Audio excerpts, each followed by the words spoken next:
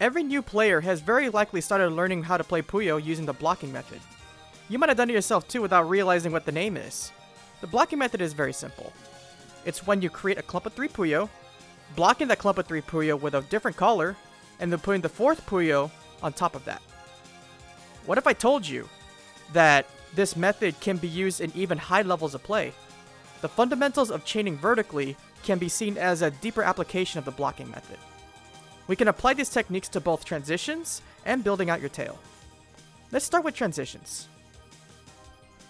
So, let's have a look at Lozo's chain here. What do we need in order to finish this chain? We need 2 yellows, 1 purple, and the blues that we need to start the chain off. Pretty simple, right? Now let's re-examine this transition from another angle. Let's start with this group of purple Puyo here. We have 3 purple Puyo, which we will block with the pair of yellows over here. Now we could do purples on yellows and call it a chain, no problem. But in this example here, Lozo decides to put a blue on top of the yellows here. So, before we can actually get to the purples, we need to put the yellows on top of the blue, and then we can worry about putting a purple on top there. If you're finding this challenging to envision in your head, try treating the blue Puyo here as a mirroring point. If we look at the colors below the blue, then we can determine what we need to place on top of the blue, and in what order. Of course, it's not literally a mirror. If we had 3 yellows here, then we would only need 1 yellow on top of the blue here. So since we have yellow and then purple, then we would need yellow and then purple afterwards. So, now that we've talked about how this works in transitions, let's apply this to a tail. When building out your tail, you can apply the idea of the mirroring point to an extent. It all depends on the Puyo below it. This chain is ready to go. If we use this green to start the entire chain, we'll have most of the Puyo used, but these poor blue and reds on the bottom right here don't get used at all. So let's go ahead and see if we can figure out how we can get them involved in the chain. If we use the purple L here on the right as our mirroring point, like the flat side over here, then since we have a blue and a red underneath it, we have free reign whether to choose blue or red to go on top of the purples here. It all depends on the order of the pieces that we get and how many that we get.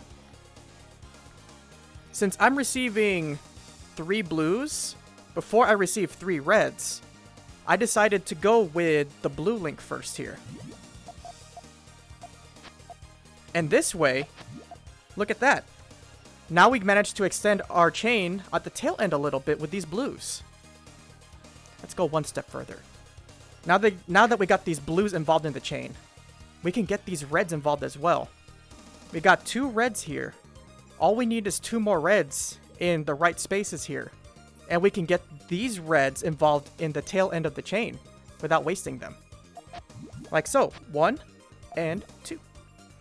And just like that, we managed to get these reds and these blues involved in the chain, extending them all the way up, not just from a 6, all the way up to an 8 chain. So that's how you can apply vertical chaining fundamentals to building up your tail as well. If you got any questions about this lesson, go ahead and raise your hands in the comments below. If you'd like to see more videos like this, I would really appreciate it if you can support the channel by doing the YouTube things down below, and so you also know when the next mini Puyo lesson goes live. Until then, keep practicing Puyo, and I will see you next time. Take care.